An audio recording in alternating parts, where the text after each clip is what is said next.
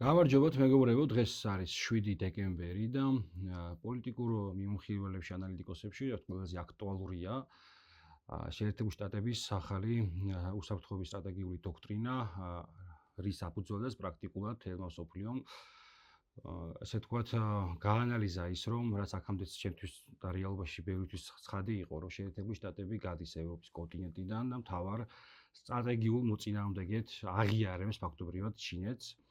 ეს არის პოლიტიკის ეკო და დღეს ჩვენი ეპიზოდის სტუმარია რევას კარანაძე. პირველ რიგში მადლობა იმისთვის, რომ გვეწვიე და შენი დღევანდელი სტუმრობით პრაქტიკულად ფაქტობრივად უბრალოდ მხარდაჭერა გამოგვიცხადი ასე თუ ისე ჩვენი პროექტის განვითარებაში და მადლობა ამისათვის.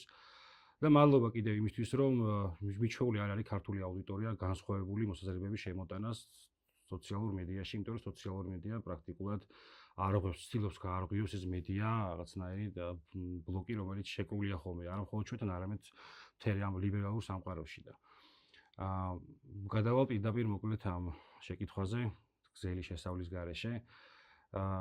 რა არის მიზეზი იმისა, რომ ფაქტობრივად ეს ევროპული ილუზია იმისი, რომ ევროპა და თავისი ევროპული ბიუროკრატიით რაღაცნაირად გეოპოლიტიკურ პოლუსს წარმოადგენდა და თაობები ვიზდებოდით იდეა ფიქსად ქცეული რაღაცნაირად ევროპისა. მიზეზი იმისა, რომ ფაქტობრივად ახლა უყურებთ, რომ პანიკაში არიან ამ სტრატეგიული დოკუმენტის გასაჯაროების შემდეგ. ნახე, როგორ თამაშობდა მაკრონი ჩინეთში პინგ-პონგს. ხო, ეს კომიკური, მაგრამ ისეთი კადრი იყო, რამაც ფაქტობრივად ბევრ კითხვას გასცა პასუხი. და როგორც ცდილობენ აი ამ რაღაცნაირად აიწყეს საუბარი, რომ მოდი ალტერნატიული უსაფრთხოების რაღაცნაირად ჩამოვაყალიბოთ და ასე შემდეგ. პრაქტიკულად უყურებთ აი ამ საპნის ბუშტის გახეთქვას ევროპაში და ცდელობა იმისა, რომ რაღაცნაირად გადაარჩინოთ ჩემთვის როგორც ევროპული გეოპოლიტიკური პოლუსი, ჩემთვის დაგვიანებულია. თუმცა ის გამო ხდება ეს არის უფრო მეტად საინტერესო, რომ კიდევ უფრო გავიაზროთ ახალი მსოფლიო წესრიგის რეალობა. მოგესალმებით, შენს მაყურებელს, ძალიან დიდი მადლობა მოწვევისთვის და წარმატებას უსურვებ ამ პროექტს. ხო, ეს არის მარტივი შეკითხვა, რომელიც საუბარს მოითხოვს, ხო. ეს ორი სიტყვით გაქცა პასუხი. მე ვიტყოდი იმაში, რომ ძალიან ბევრი მრავალწახნაგოვანი არის ეს მოცემულობა. ის რომ საერთოდ ევროპა ოდესმე წარმოადგენდა რამე პოლუსს, მე ვფიქრობ, რომ ეს პოლუსი აღარ არსებობს მეორე მსოფლიო ომის შემდეგ და ილუზია იყო, რომ ევროპა რა იყო დამოუკიდებელი აქტორი. ევროპა იყო გაჭრილი ორად, ეს იყო წითელი ბლოკი და ლურჯი ბლოკი, ამერიკის ბლოკი, ლურჯი და წითელი ბლოკი, საბჭოთა ბლოკი. ჩვენ ვნახეთ, რომ ევროპის საბოლოო, ასე ვთქვათ,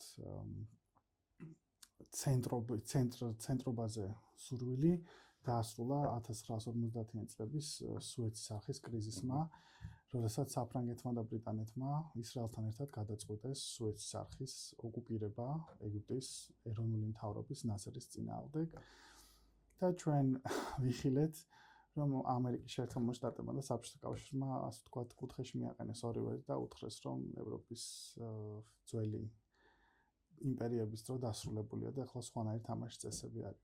ამის შემდეგ ფაქტობრივად მიუხედავად იმისა, რომ მაგალითად შარლ დე გოლი 60-იან წლებში ცდილობდა, რომ ასე ვთქვათ, ნატოს საერთო მართვის ცენტრიდან გამოვიდა საფრანგეთი, ნუ ეს მე დაბრუნდა ისევ საერთოდ ცდილობს ევროპა, რომ შეინარჩუნოს, ასე ვთქვათ, რელევანტურობა.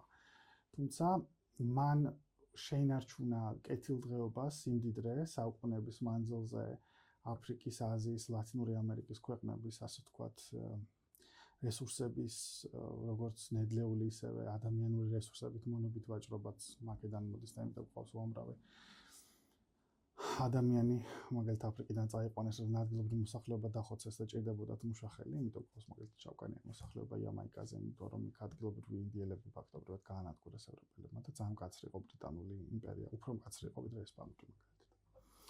მოკლედ, ეს კიდე ცალკე თემა არის. რაც შეეხება ამ მოცემულობას, მე-20 საუკუნეში ბრიტანეთი ნელ-ნელა, ასე ვთქვათ, მისი ძალა დაილექა. ასევე საფრანგეთიც და მთლიანად გახდნენ დამოკიდებულები ამერიკის შეერთებული შტატების სამხედრო ინდუსტრიულ კომპლექსზე და სამხედრო ძალაზე. მიუხედავად ამისა, ჩვენ ნახეთ, როდესაც ერაყში მეორე არალეგალური შეჭრა მოხდა 2003 წელს შაკ ჟირაკმაც და გერჰარდ შროიდერმაც გერმანიაში და საფრანგეთში ორივემ, ასე ვთქვათ, ამერიკის შეერთებულ შტატებში ხარი არაუბეს და ამავე წელში არ მიიღეს მონაწილეობა. თუმცა, ბრიტანეთი, როგორც ყოველთვის ამერიკაზე უფრო კათოლიკია. პაპზე უფრო კათოლიკია და ამერიკაზე უფრო მეტად ამერიკულობს ძველი იმპერია მოენატრა და ტონი ბლერის მთავრობა გვერდში ამოუდგა ამ ომის დანაშაულში და საერთაშორისო სამართლის ნორმების დარღვევაში.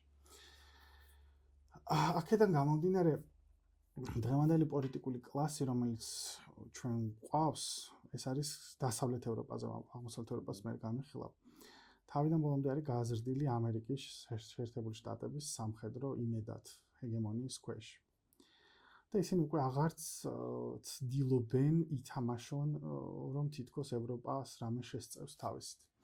ევროპაში გვინდა არ გვინდა ერთი ქვეყანა არის, რომელიც არის ყველაზე ძლიერი და ყველაზე დამოუკიდებელი, რომელიც ჰეგემონიისგან თავს იცავს და გაიკვირდებათ ეს ქვეყანა არის რუსეთის ფედერაცია ამ შემთხვევაში, როგორც ევროპული ცივილიზაციის წარმომადგენელი. თუმცა ქართველების ლიბერალებს ამის არ სჯერათ, მაგრამ საქართველოს მეტად ევროპული არის რაღაც თავის ისტორიიდან, თავის განვითარებით და ასე შემდეგ. და ევროპის გეოპოლიტიკური უსაფრთხოების არქიტექტორი თუ ვინმე იყო, თავის დროზე იყო რუსეთი და რა თქმა უნდა. თუმცა რუსეთს ჰქონდა მცდელობა თვითონ გამხდარიყო ამ პაქს ამერიკანას, ანუ ამერიკული მშვიდობის წესრიგის ნაწილი, თუმცა ამერიკის შეერთებულ შტატებს მე ვფიქრობ, რომ არც აწყობდა ნატოში შესულიყო ისეთი ძალა, როგორც იყო რუსეთი.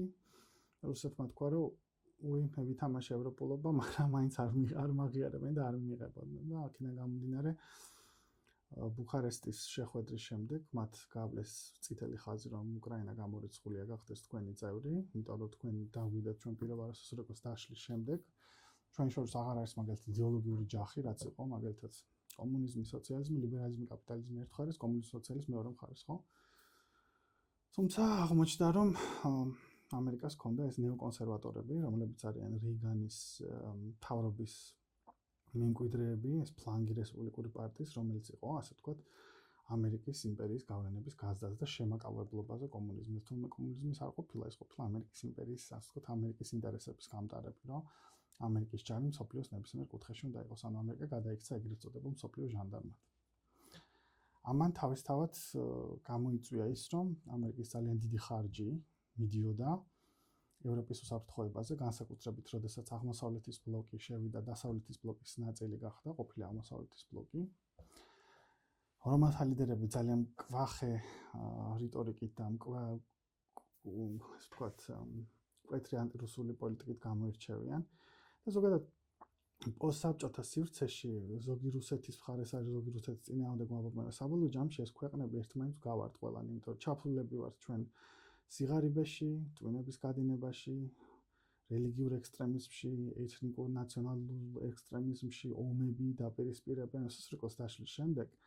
ჩვენ მივიღეთ მკვეთრად მემარჯვენე მთავრობები, ლიბერალური და კონსერვატიული ხასიათის, რომლებიც ცდილობენ თავიანთი ეროვნული იდენტობა იპოვონ. იქნება ეს საქართველო, იქნება ეს პოლონეთი, იქნება ეს ექსტრემული შემთხვევები, როგორც არის ესტონეთი თუ სხვა, ხო? და უკრაინა არის დღევანდელი ამის და ეს ქვეყნები ცდილობდნენ, რომ რაღაცნაირად რუსეთის დასაბალანსებლად შემოიყვანოთ მესამე ძალები.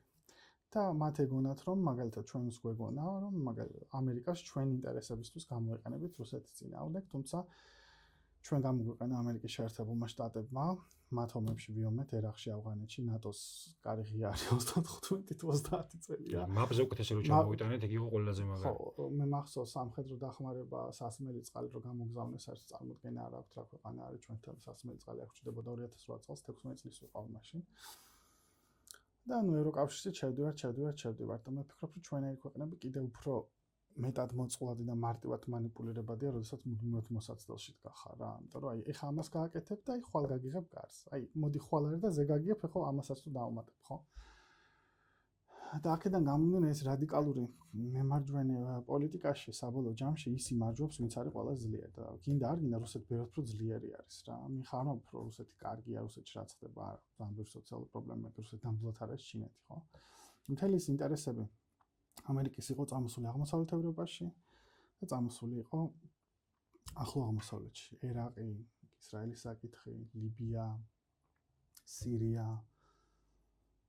ამასობაში კი, ჩვენ ნახეთ, რომ ჩინეთის სახალხო რესპუბლიკა გახდა ძალიან ძლიერი. და უკვე დაგვიანებული იყო, როდესაც ამერიკას გაახსენდა, რომ ჩინეთში მთელი ჩვენი პროდუქცია ყველაფერი made აი მაგალითად ტრამპის რო ხო აქ მოძრაობა Make America Great Again, გახადი ამერიკა კვლავ დიადი და ქუდები არის, წითელი ქუდები დააწერია. რომ ნახოთ Made in China აწერია, რომ ის ჩინეთში მსაწდება რა. ხო ხვდებით რა ის არის, ანუ რა სიღრმისეულად არის უკვე ჩინეთის ინდუსტრია და ჩინეთი ძალიან განვითარდა განსაკუთრებით დენ ზიაოპინგის რეფორმების შემდეგ ჩინეთი ინარჩუნებს თავის სოციალისტურ ტრადიციას, თუმცა ამავდროულად ის ერგება მსოფლიო ბაზარს. დენ ზიაოპინგს ჰქონდა ეს მიმართულება, რომ არც არ უნდა ვიყოთ ლიდერიო, ჩვენ თავი უნდა ჩამოვწიოთ და ჩვენი საქმე ვაკეთოთ და ეგ მოგვიტან შედეგსო და საბოლოო ჯამში მაოს რევოლუციამ, რომელიც იყო სახალხო რევოლუცია, იაპონიის იმპერიის წინააღმდეგ ბრძოლა, როდესაც ნაციონალისტები ნაკლებად იბრძოდნენ, ვიდრე მაგალითად კომუნისტებმა მოიგეს სამოქალაქო ომიც და იაპონიაც განაც გაათავისუფლეს ჩინური ქალაქები და შემდეგ დენ ზიაოპინის დაშენებული რეფორმები. თან საინტერესოა დენ ზიაოპინი 4ჯერ ასე ვთქვათ გააციმბირა, გააციმბირი არ არის, მაგრამ გააციმბირა მაო, მაგრამ ერთ ცუდ სიტყვას არასოდეს არ ამბობდა მაოზე, იმიტომ რომ მან თქვა, რომ როდესაც ხრუშჩოვმა ასე ვთქვათ აგრეტიკა სტალინიო, მან ასე ვთქვათ გამოაცალა საბჭოთა კავშირსო დედაბოძიო, რამაც შემდეგ გამოიწვია რღვევა. ამავდროულად ისინი ძალიან კარგად სწავლობდნენ იმას, თუ რამ დაშალას ესერეკო, რომ იგივე არ გამეორებოდა ჩინეთსაც. ჩინეთის ეკონომიკური სასწაული, ასე ვთქვათ, ამერიკასთან ღრმა ურთიერთობა, იმიტომ რომ თითქმის ყველა მთელი ამერიკული პროდუქცია იწარმოებოდა ჩინეთში. და ჩინეთი იყო მსოფლიო ქარხანა. და ამასთან ერთად დაავიწყდათ, რომ ჩინელებს შეეძლოთ ცოდნის დაგროვება წარმოებიდან ერთად, იაფასიანი ნივთების წარმოებიდან ჩინეთი გახდა უკვე მაღალტექნოლოგიური სახელმწიფო. 2016 წლისთვის უკვე ამერიკაში ნეოკონსერვატორებს ჰქონდათ შიში, რომ Pax Americanas ეს 30 წლიანი, ასე ვთქვათ, უნიპოლარული მომენტი, სადაც ერთი სუპერძვალა იყო, ცისრიგის დაშლის შემდეგ. ბოლოს უახლოვდებოდა. მე არ ვამბობ, რომ მაგალითად მულტიპოლარული მსოფლიო, რომელიც ნელ-ნელა წამოდის ჩინეთის გამოსვლით, ეს არის უკეთესი.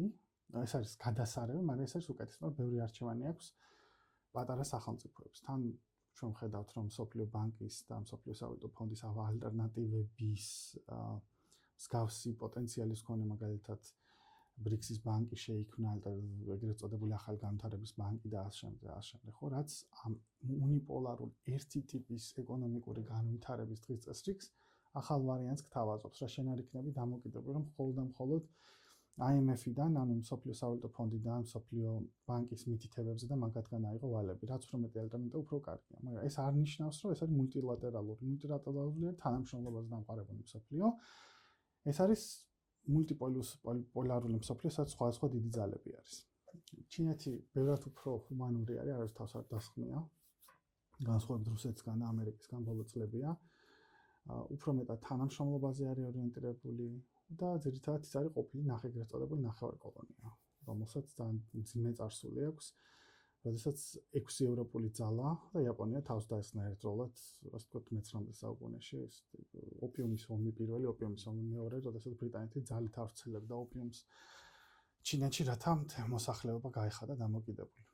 და ჩინეთი აიძულებინა, რომ გაეხსნა, იმიტომ რომ ჩინეთი ეუბნება ბრიტანეთს, მეთქე შენთან საბჭო არაფერი, ყველაფერი მაქვს ჩემია და აიძულეს, ასე ვთქვათ. მოკლედ, ამ ყველაფრის გათვალისწინებით მოხდა ისე, რომ ამერიკას უბრალოდ შეერთებულ შტატებს აღარ აქვს არც ფინანსური, არც პოლიტიკური რესურსები იმისა, რომ ევროკავშირი და ზოგადად ევროკავშირი, მოდი ვთქვათ, ევროპა, ასე ვთქვათ, ევროპა ინახოს და ევროპას უაროს. და ტრამპის პოლიტიკაც ამასთან ამით იყო განპირობებული, მან ეცადა, რომ ჩინეთთან დაიწყო ეგრეთ წოდებული სავაჭრო ომი, ვერაფერს ვერ გახდა ის და პირიქით ამერიკამ უფრო მეტად იზარალა. ტარიფებმა მოიტანა ის, რომ პროდუქტები ამერიკის შეერთებულ შტატებში გახდა ბევრად უფრო ძვირი და ადგილობრივი მოსახლეობის ეკონომიკაზე აისახა, ის ჯიბეზე აისახა, რომ ხალხს უფრო მეტი გადახდა მოუწია, ვიდრე ადრე იხდნენ, ხო?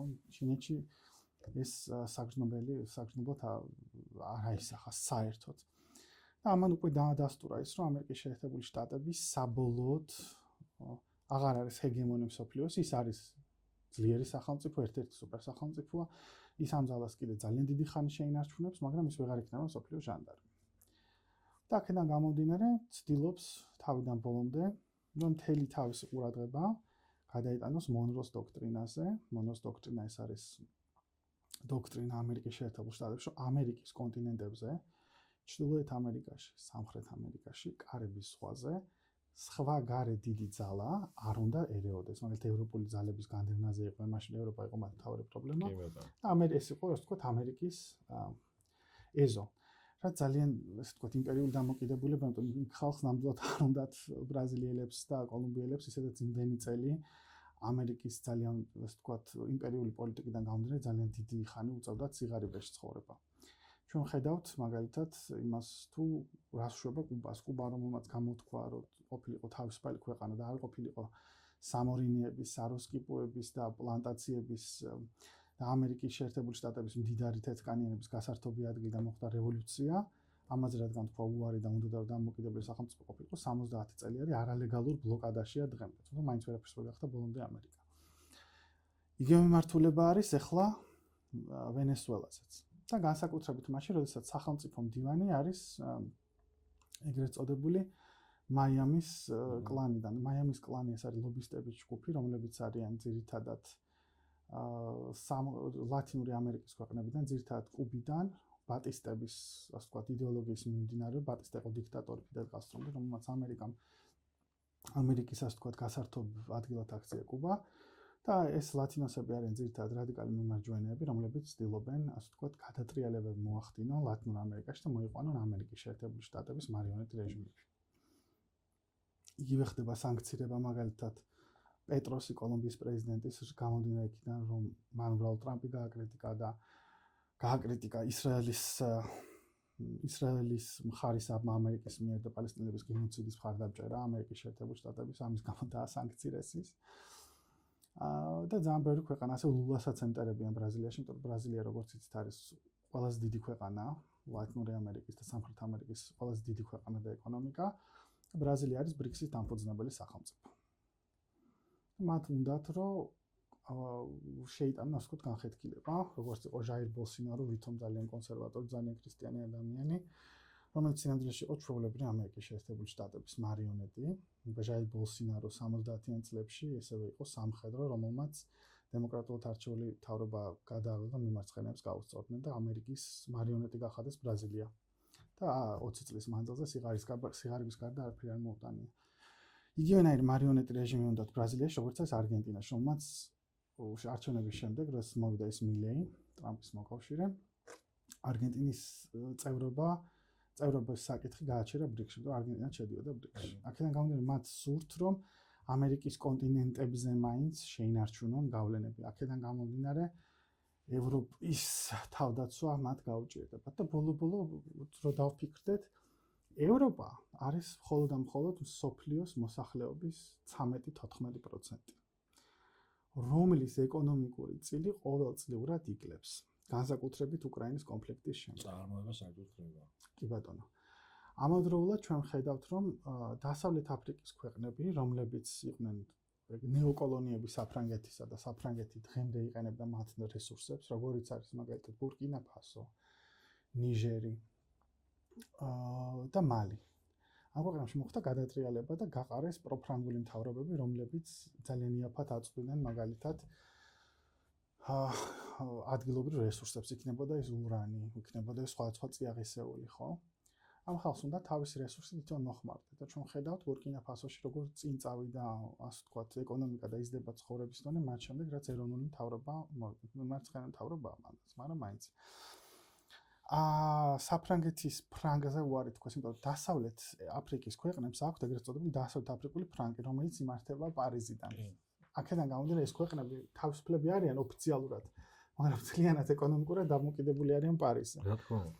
და ეს ძალიან დააზარალებს საფრანგეთს კიდევ უფრო მეტად და ამიტომ ევროპას სჭირდება ცოტა გონს მოეგოს და გაითვალისწინოს რეალობები, რომ ევროპა როგორც ასეთი თუ კანონზომიერება აღდგება, ევროპას ვეღარ იქნება წამყვანი ადგილი, ის იქნება საინტერესო ადგილი თავის ისტორიის ასე შემდეგ. საბერძნეთიზაცია ხო არ ელის ევროპას დიდი ალბათობით. ესე ვთქვა. დიდი ალბათობით, იმიტომ რომ სოფლიო ისტორიის მანძილზე 1800-იან წლებამდე, 1700-იან წლების ბოლომდე სოფლიოს ეკონომიკას წამყვანი ადგილები და ცხოვრების დონითაც ყველაზე მაღალი ცხოვრების დონე გააკვირდებათ იყო ჩინეთის სხვადასხვა დინასტიები და ინდოეთის სხვადასხვა სახელმწიფოები. ინდუსტრიალიზაცია, როდესაც მოხდა ბრიტანეთში და იარაღი და შემდეგ როდესაც დაიპყრეს ინდოეთი და ჩინეთის სანაპიროებზე ნახევარკოლონიების შექმნეს, ამან გაამდიდრა ევროპა, გაამდიდრა აფრიკის გაძარცვამ, ხო? და ეხლა ნელ-ნელა როდესაც თუ ეს ქვეყნები, რომლების რესურსებსაც ასე პარაზიტულად ჭამდნენ და დღემდე ჭამენ, მაგალითად დასავლეთ აფრიკული ქვეყნების მაგალითად საფრანგეთი, ეს ქვეყნები მოიპოვებენ დამოუკიდებლობას, ევროპას თავისი გატანა ძალიან გაუჭირდება. გაუჭირდება იქიდან, რომ ის კეთილდღეობის ცხოვრება, როგორ შვედეთში რა, შვედეთში იმიტომ ცხოვრობენ კარგად, რომ ერთი იყო საბჭოთა კავშირი და ამერიკის შეერთებული შტატები აძლევდა საშუალებას სოციალ-დემოკრატიული მოდელები არსებობდეს ევროპაში, იმიტომ რომ არ მოხდეს გადატრიალება და სოციალისტები არ შემოვიდნენ და რამენად შეკავდეს ეს კაპიტალიზმი და მეორე ის იყო, რომ ის სიმდიდრე, რაც გადანაწილდა ევროპაში ასე იმპერიებიდან, იმითაც სიკეთე მიიღეს ამათ. ეს როდესაც იცვლება და ეს ქვეყნები ძლიერდებიან, მოდიან ასე ვთქვათ, ეგრეთ წოდებული გლობალური სამხრეთი, ანუ ყოფილი კოლონიები, ევროპას ძალიან გაუჭირდება დამოუკიდებელი აქტორებს. ევროპას არ ხარჯავდა არაფერს თავის შეიარაღებაზე ამდენი ხანი. და განსხვავება ეს ერთ ამერიკის შეერთებულ შტატებს, რაც უნდა ჰქონდეს დიდი სამხედრო ინდუსტრიული კომპლექსი, ეს სამხედრო ინდუსტრიული კომპლექსი სახელმწიფოსი არ არის. რასაც მაგალითად ჩინეთს თუ შეუძლია, რომ ერთი ტანკი 2 დღეში ააშენოს, ამერიკას დაჭირდება 8 წელი. სიტყვაზე 8 წელი არა, მაგრამ ძალიან დიდი დრო 8 თვე სიტყვაზე, ხო? რატომ? იმიტომ რომ რესურსებს მართავენ კერძო კომპანიები. და ეს სამხედრო ინდუსტრიული კომპლექსი სინამდვილეში არის კერძო კომპანიები, რომლებიც ფულს აკეთებენ. ხშირ შემთხვევაში ლობისტებიც არიან და ომებს იწყებენ იმის გამო, რომ თავიანთი იარაღები გაასაღონ. და როდესაც რეალური ომი არის, მათ ძალიან უჭირთ შემდეგ ამ რეალობას უპასუხო, მაგრამ ამერიკის შეერთებული შტატები დიდი ძლიერი სახელმწიფო, რომელსაც უფრო მარტივად შეუძლია ასე ვთქვათ, უსაფრთხოების გამოწვევებზე რეაგირება განსხვავებით მაგალითად ავსტრიისგან, ან რომელიც ვითომ ნეიტრალურია, მაგრამ ნახეთ როგორ ნეიტრალურია. ან მაგალითად უნგრეთისგან, ამიტომ უნგრეთი ცდილობს თავის ქვეყნების ინტერესები დაიცვას. ჩვენ ხედავთ სლოვაკეთით, რომელიც უნგრეთისავით არის ევროსკეპტიკოსი. უნგრეთის ევროსკეპტიკოსია, სლოვაკეთის ერთში ყავს პრორუსები. ხო, როგორც უწოდებენ. არ არიან ჩემი ეს პრორუსი, თავიანთ ინტერესებს აკეთებენ. ერთში ყავს მემარცხენე მთავრობა სლოვაკეთში, მეორეში ყავს მემარჯვენე მთავრობა, მაგრამ რატომღაც ეს მემარჯვენე და მემარცხენე მთავრობა ორივე სკეპტიკურია, იმიტომ რომ ის ეკონომიკური ბენეფიტები ვერ მიიღეს და არ ყვებიან ამ სიგიჟეს, რასაც ამ მისტერიას, რაც ევრობიუროკრატები აკეთებენ. მათ შორის ეს არ არის მარტო ლიბერალური მოვლენა. ჩვენ უყურებთ ამას როგორც ლიბერალური ელიტა, თუმცა საქართველოში უბრალოდ ლიბერალების მხრიდან იყვნენ ყველაზე მეტად წარმოდგენილი NGO-ებიდან. თუმცა ევროპული კონსერვატიზმიც იგივენაირი არის. პრობლემა არის ევროპული იმპერიალიზმი. ხშირ შემთხვევაში და ის რომ მოწყვეტილი არის ძალიან ბევრი ამ ელიტის წარმომადგენელი რეალობას და ვერ წარმოუდგენიათ, რომ ისინი აღარ გახდებიან რელევანტურები. მაკრონი და მელონი სხვადასხვა არიან, ხო? იტალია და ეს. მელონი საერთოდ სანამ მოვიდოდა ხელისუფლებაში, ისეთი განცხადებები ჰქონდა, რომ აი გეგონებოდა ახლა იტალიის ძველი რაღაცა. არის ეს გეთახმა, მაგრამ როგორც კი მოვიდა, აბსოლუტურად შეიცვალა მისი შეხედულებები. ნუ ის არის რომ შეხედულებები შეიცვალა საგარეო პოლიტიკის კუთხით, იმიტომ რომ ნუ ხა ჩაება მოკლედ. ვიცი რომ ფაშისტები ზოგადად რადიკალი ანტიკომუნისტები არიან, მაგრამ როცა დაჭირდა ჩინეთსაც ძალიან კარგად გაუღიმა. მაგრამ ნუ აისახა საშინაო პოლიტიკაზე, ანტიპროფკავშირული არის, ძალიან მკაცრი ანტისოციალური პოლიტიკას ატარებს, რომელი კლასის წინააღმდეგეს აისახა შიდა პოლიტიკას, თუმცა გარე პოლიტიკაზე მელონის ძალიან კარგად ესმის, რომ იტალია ჯერ მარტო წარსულში მე-20 საუკუნეში მოდი ვთქვათ, მუსოლინის იტალიაც გერმანიის გარშ ვერაფერს ვერ აკეთებდა წესიერ ალბანეთს. სანამ ქიმიური იარაღი არ გამოიყენა, მოკლედ ეთიოპიელების წინააღმდეგ, ვაქამდე იქაც ბრძოლის ველზეც კი ვერაფერს ვერ გახდა ეთიოპიამ დაამარცხა, ხო? იტალია.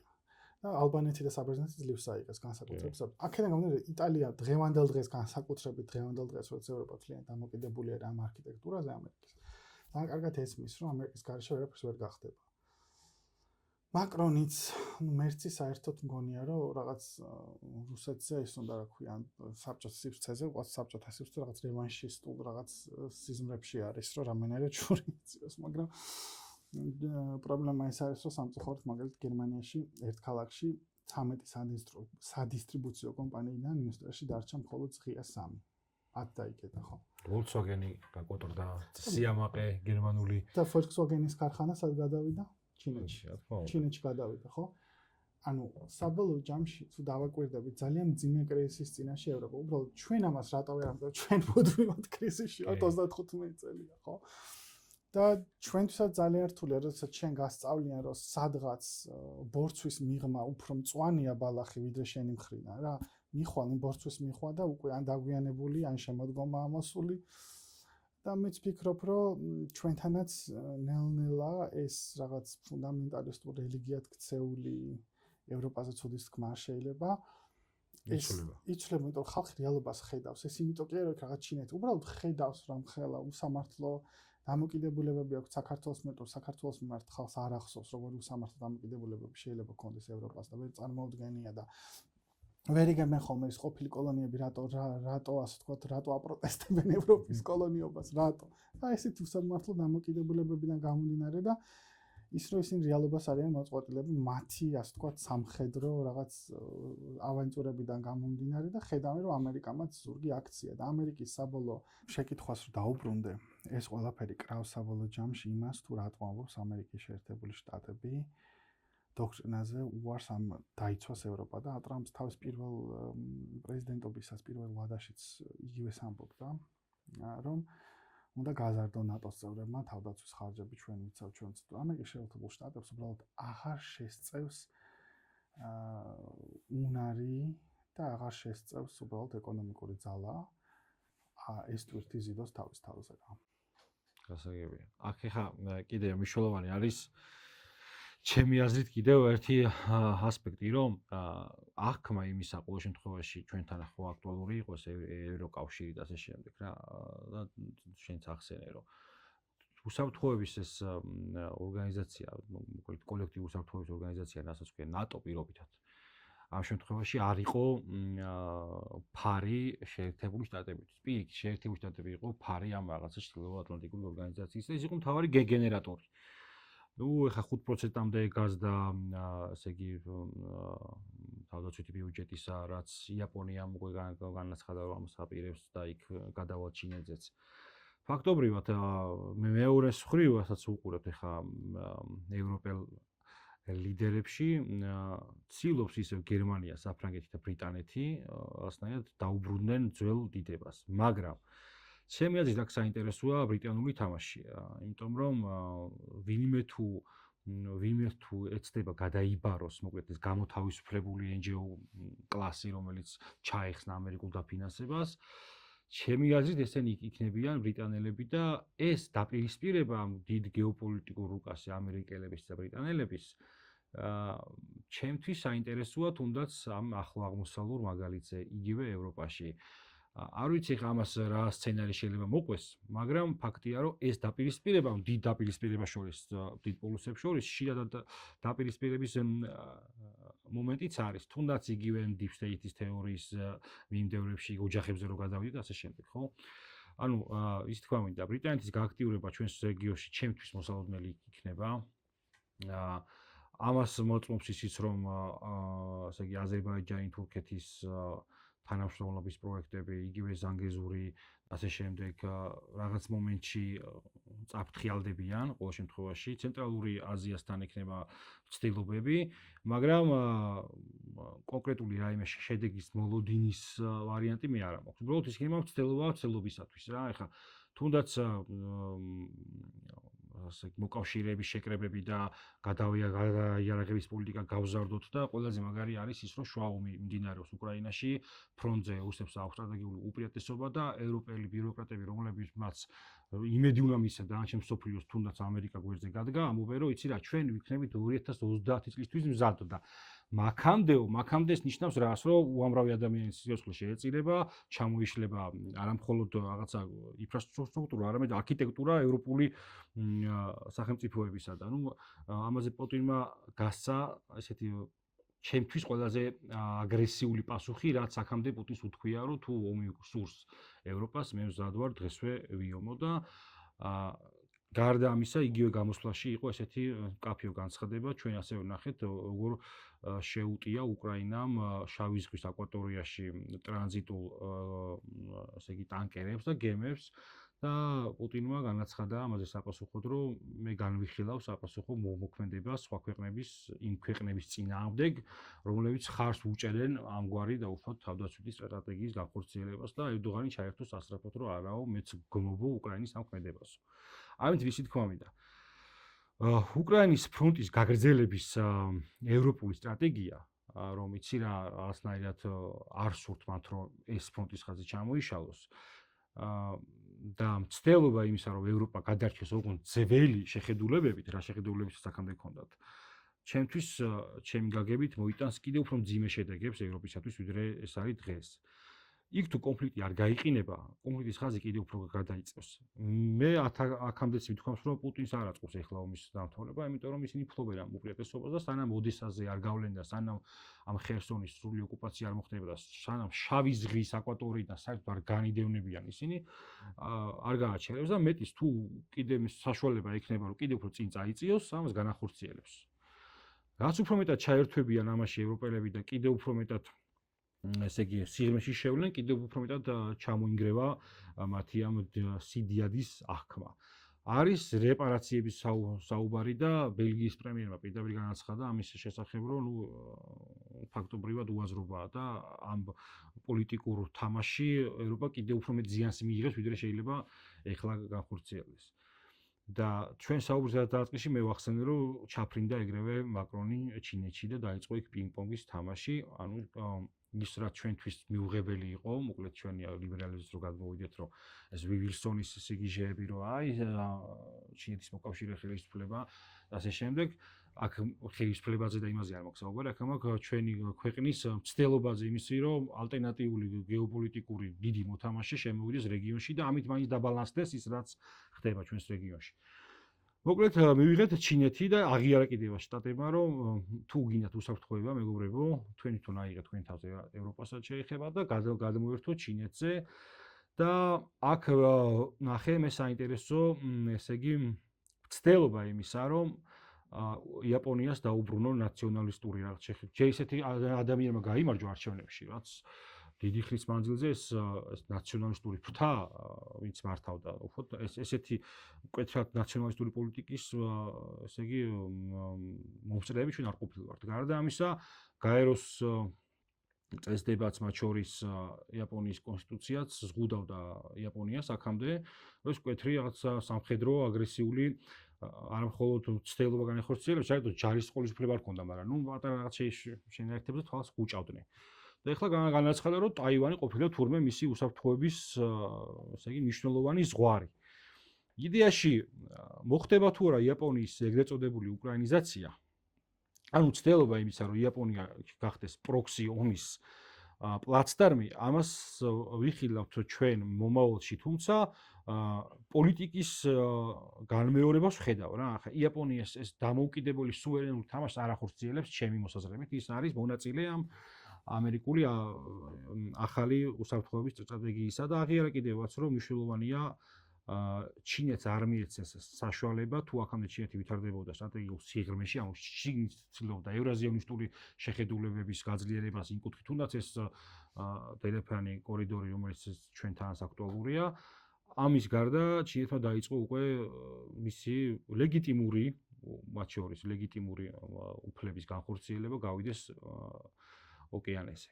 ეს უკვე ამერიკისთვის არის აი რაღაცა მთავარი საფრთხე და ტაივანი არის პირველი სარტყელი, სადაც იზღუდებოდა ჩინეთის სვლა ოკეანეზე და ტაივანის სულ არ აინტერესებს შეერთებულ შტატებს, ეს არის პირწმინდად გეოპოლიტიკური საფუძველი რა, მისი ინტერესისა და იაპონიის ჩართვა ამ პროცესში არის უკრაინის სცენარის ნაწილობრივ გამეორება და აქ ველოდებით იმას მომავალში რაღაცნაირად, რომ შეიძლება აქ კონფლიქტი გახურდეს. საინტერესო შეკითხვა, მაგრამ მე არ დაგეთანხმებით, რომ ეს იაპონიამ ამერიკასთან შეთანხმებით გააკეთა. ეს იაპონიამ ტაკაიჩი, როდესაც მოვიდა, როდესაც აირჩიეს, ტაკაიჩთან არ აირჩევია ხალხს, ტაკაიჩი აირჩია მის პარტიას ჰქონდა უმრავლესობა და წინა პრემიერ, რომელიც მოკლეს, შინზო აბე, იმის შემდეგ გაირჩიეს უბრალოდ პარტიამ დაასახელა ქალბატონი ტაკაიჩი, რომელიც პირველი ქალი პრემიერ-მინისტრია. მელონის მეგობარია სხვა შორის. ბევრი ამბობს, რომ ეს გააკეთა იმის, რომ თავის პოლიტიკური პოზიციები გაიმყაროს. გამომდინარე იქ, რომ იაპონიაში განსხვავებით გერმანიისგან და იტალიისგან იაპონიას პასუხი არ უგია. პასუხი არ უგია მილიონობით ადამიანზე ექსპერიმენტების გაკეთებას. ჩვენ ვიცით ჰოლოკოსტი, ჩვენ ვიცით რა საშინელებებს აკეთებდნენ გერმანელები და ნაცისტები, მაგრამ მაგალითად 31 დაჯგუფება კორეალ ორსულ ქალებს და ჩინელ ორსულ ქალებზე საშინელ ექსპერიმენტებს აკეთებდა. არაფერს არ უთქვი მასობრივ გაუპატიურებაზე, ქალების და ბავშვების თავების მოკვეთაზე და ასე შემდეგ. იაპონიას ისეთ სამხედრო დანაშაულები აქვს ჩადენილი, რომლის გამოც პასუხი არ უგია.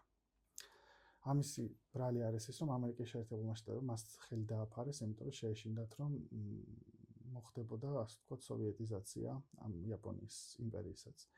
და იმპერატორი ჰიროჰიტო, რომელიც იყო ომის დამნაშავე, მან კვლავ შეინარჩუნა 80-იან წლებამდე თავისი ტახტი.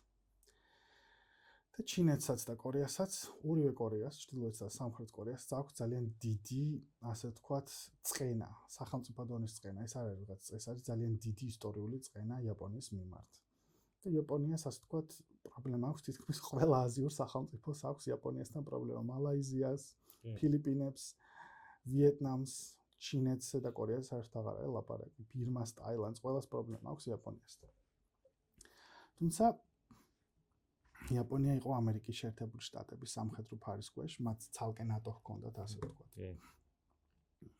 თუმცა არსებობს ეგეთი ჩანაწერი საერთაშორისო შეთანხმებისა, რომ თუ იაპონია დააპირებს მილიტარიზაციას, მაშინ 5 სახელმწიფოს, 5 გამარჯვებულ სახელმწიფოს შეუძლია სამხედრო დარტყმა მიაყენოს იაპონიას.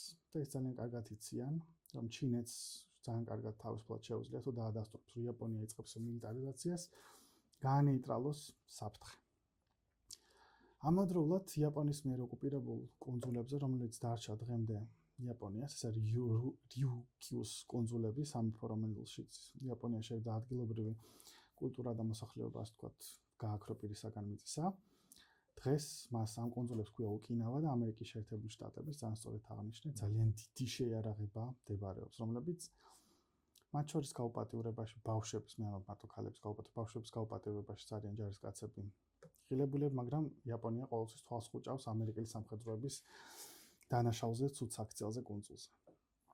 რაც შეეხება ტაივანის პროვინციას იაპონია განიხილავდა თავის ქვეყნის ნაწილად, რომელიც არის ჩინეთის ნაწილი. და მაყურებლისთვის ვიტყვი, რომ ტაივანი არის ჩინეთის ნაციონალისტური მთავრობა გაიქცა ტაივანზე, რომელიც არის ძალიან პატარა კუნძული, ჯანკაიშეკი, როდესაც მან მოიგო სახალხო ომი და მას შემდეგ გაეროში ჩინეთის სკამიც ეკავა 1971 წლამდე, როდესაც ამერიკამ კისინჯერის აქტიურობით, ომის დამნაშავე კისინჯერის აქტიურობით და ნიქსონის აქტიურობით მაგრამ მიზეზი ის იყო, რომ საბჭოთა ბლოკი შეესუსტებინა, არა ის რომ რაღაცა. რა თქმა უნდა, გეოპოლიტიკური ინტერესი ჰქონდა, საბჭოთა ბლოკი შეესუსტებინა, მას ჩინეთს დაუთმეს ეს იმიტომ ხა მილიარდი იყო იქ მოსახლეობა და აქ რაღაც 40 მილიონი იყო, ხო, განსხვავებაც არის. თვითონ ტაივანშიც ყოფილი ნაციონალისტური პარტია, რაც არის კუომინტანგი, დაპირისპირებულია მართლა ლიბერალურ პარტიასთან, რომელიც ასე ვთქვათ, აწვება ტაივანის ეროვნულ იდენტობას, რომელიც ჩინეთისგან არის განცალკევებული. და მათ ცდილობენ კომუნისტებთან დაალაგონ ურთიერთობა, რომ ერთი ჩინეთი იყოს და ისეთ სისტემა იყოს, როგორც ჰონკონგში, მაგალითად. ერთი ჩინეთი, ორი სისტემა. საბოლოო ჯამში იაპონიამ ამ განცხადებების შემდეგ განხორციელდა ზარი, როგორც ყოველთვის ამერიკის შეერთებული შტატების მხრიდან ჩინეთში და უთხრა, რომ მე აფერ შუაში არ ვარო და ოკეი, ეს იყო ახლა. და საბოლოო ჯამში იაპონიის პრემიერ-მინისტრმა თავის განცხადებებზე, ასე ვთქვათ, უკან დაიხია და იმიტომ რომ ამერიკამ უთხრა, რომ შენ თუ რამე ავენტურას აკეთებ, იცოდე, რომ ჩემი ზურგი არ გექნება და ნამდვილად არ აწყობს ამერიკას ჩინეთთან დაძაბო ურთიერთობის. ისევ მათ შემდეგ, რაც ჩინელებმა ტრამპისა და შიჯინპინის შეხვედრის შემდეგ შემოდგომაზე, ასე ვთქვათ, ისევ დათბა ურთიერთობები. იმიტომ რომ უბრალოდ ამერიკამ ნახა, რომ ის ვერ გაუკაჩავს ჩინეთს ომს. ანუ შეკავების პოლიტიკას დაუშვათ ეხაც ამ უსაფრთხოების სტრატეგიაში. თქვენს რომ რაღაცნაირად ამას გააგრძელებენ, პრაქტიკული ინსტრუმენტები ვეიქნება გამოყენებული? არ არსებობს პრაქტიკული ინსტრუმენტები, რითაც შეიძლება შეაკავონ მაგალითად ჩინეთი. იაპონია რით უნდა გააკეთო? იაპონიაში იაპონია გასაგებია უბრალოდ. არ არსებობს პრაქტიკული ინსტრუმენტები. აბა ტაივანის მომავალი რა შეიძლება იყოს ამ შემთხვევაში? ჩინეთს გაერთიანდება. არ არის გამორიცხულია ეს. ეს იქნება სამხედრო პირობითად რომ იმჭალოთ სამხედრო აგრესიით განხორციელებული აქტი. არ ამგონია თუ იქნება შიდა რაღაცა პოლიტიკური ზეწოლა ჩინელის მხრიდან და ჰონკონგი, როგორც ჰონკონგი გაერთიანდა ჩინეთთან, მე ვფიქრობ იგივე ბეს გაიზარდა, როგორც ჰონკონგი და მაკაო გაერთიანდა და რაღაც ავტონომია იქნება ჩემი აზრით, იმიტომ რომ ეთნიკური მოცემულობით აბსოლუტურად ჩინელები არიან. მანდარინები მაგათი საუბარი. ეს არ არის მაგას შინჯანის პროვინცია, სადაც უიღურები ან ტიბეტსაც ტიბეტელები არიან, აბსოლუტურად ჩინეთის ნაწილი. არ არსებობს მაგალითად ინდოეთის საგარეო საქმეთა მინისტრს როდესაც კითხეს კი მაგრამ უკრაინაზე პოზიციას რატო არ აფიქსირებს? რატომ დავაფიქსირო? მე ჩემს სამყაროს ცენტრი არ არის საერთოდ ევროპა, ინდოეთი არის. აბა თქვენ არ გინდათ მოკავშირეებია მაგალითად ჩინეთის წინააღმდეგო, რომელთანაც ტერიტორიული და საზღვარგარეთ პრობლემა გაქვთ. ჩვენი საქმეა. ეგ ჩვენი საქმე არისო, ჯაიშანკარმა განაცხადა, ამიტომ მე სამი ძალის შემოყვანით არაფერი არ გამოსწორდება და ინდოეთმაც იგრძნო მიუხედავად იმისა, რომ ძალიან მეგობრულად იყო განწყობილი. კი. ტრამპის მიმართ ტრამპმა ასე ვთქვათ, შეცდომა დაუშვა ინდოეთის დაჯით, მაგრამ ინდოეთს და ჩინეთს აქვთ კონფლიქტები. თვითონ მოაგვარებენ. თვითონ მოაგვარებენ და თანამშრომლობენ ბრიქსის წევრია ორივე. ინდოეთს აქვს საკმაოდ დიდი გეოპოლიტიკური, როგორც ჩინეთს აქვს, ხო, ეს გამოცდილება დასავლეთის ურთიერთობის, ასევე აქვს ინდოეთს. ინდოეთი პირდაპირ კოლონია იყო და ინდოეთი აიღო ინგლისმა, აიღო სახაზავი. პაკისტანი შექმნა სახელმწიფო რელიგიურ ზმაზე, ხო? ანუ ინდოეთი დღევანდელ დღეს რეალურად არის დაჭრილი. გაგლეჯილი არის სამად. მე პაკისტანს ბანგლადეშში გამოიყო და აქედან გამოდიოდა ინდოეთს ამოდის ეკონომიკურად ხელი. ჩინეთის და ინდოეთის შედარება განვითარების წარმოუდგენელი და სხვადასხვა დონეზეა, იმიტომ რომ ინდოეთი ძალიან ღარიბია. მიხედავს რომ მოდის და იზრდება მისი ეკონომიკა. კი, მაგრამ მაინც ხა მანდ უკვე დოლარის გადანაწილების პრინციპით სხვადასხვაა და ეს უკვე აძლევს იმის საშუალებას, რომ იქ უფრო ელიტები დიდდებიან და ძალიან დიდი უთანასწორობა არის და ინდოეთშიც მაგალითად განსხვავება ესე რომ კაპიტალი ასე ვთქვათ ქმნის პოლიტიკურ ამინს ინდოეთში და ჩინეთში პირიქით სახელმწიფო ქმნის კაპიტალისტვის ამინს და თვითონ კაპიტალს. ძალიან დიდი სხვაობა და მე ვფიქრობ რომ ამერიკის საერთოდ ეს გადაწევა ჩვენც უნდა გავითვალისწინოთ, იმიტომ რომ ჩვენ ისეთ რეგიონში ვართ, ჩვენ ვართ ევრაზიის შუაგულში, ვიღაცისთვის დასავლეთ აზია, ვიღაცისთვის აღმოსავლეთ ევროპა, კავკასია, ევროპა და აზიის გაყოფა საერთოდ ერთ-ერთი რეგიონი, რომელსაც შეიძლება, ანუ ხო, კავკასიის მიღმა თქვა, რომ აი შინდა ჩვენს ისტორიას რო გადავხედოთ, ეს არის ხო, ეს არის მცირე აზიული, რო შეხედავ რუკას, ორი რეგიონი გაქვს, ერთი გაქვს ზემოთ რუსეთ, მეორე გაქვს ქვემოთ მცირე აზია. ამ ორ რეგიონს შორის ხარ, ხო? და ნუ იქ ზღვა გაქვს ევროპასთან და ზღვა გაქვს აზერბაიჯანსთან, შუა აზიასთან, ხო? აქედან გამომდინარე, შეხარ ევრაზიის ცენტრში, ჩვენ მოვიქცეთ გონივრულად და ისტერიულობის მიღმა უნდა გავაგრძელოთ ჩვენი პოლიტიკა და თუ დავაკვირდეთ ხა ბრიტანეთზე გამოცემა არასერიოზული ძალაა ბრიტანეთი დღევანდელ დღეს თვითონ გონიათ რომ არიან ან ჩინეთს რასთან უნდა იყოს კონკურენტი ან საერთოდ რა უნდა გააკეთოს მაგრამ აი მაგას მე მგონია რომ ის იმდიათ ესენი ესენ კი ჩვენაირ ქვეყანას შეუძლიათ კიდე იფართხალო მაგრამ მე ვფიქრობ რომ არ უწერია ბრიტანეთს ესენი მიტოვებაში თავაჭირებას აი თავდაჯერებული მოსწავლეები რომ ზიან მაგრამ აი რო დაიზეპირეს ტექსტი რა და ლექტორის წიროზია ხო ის თავდაჯერებული მოსწავლეები მათი თავდაჯერებულება აღემატება აი ეს არის კი აი ეს არის ზუსტად ერთლიანი ევრობიუროკრატია და მათ შორის განსაკუთრებით ბრიტანეთი თან ბრიტანეთი გამოეყო ხო იმას ევროკავშირს მაგრამ ნუ მოკლედ მაინც ერთი თამაშია ანუ მოკლედ რა საბოლოო ჯამში არ ვიცი ხო ბოლოს წავიდით ამ თემებზე რა უბრალოდ იმას ვიტყვი რომ რეალობა არის ძალიან განსხვავებული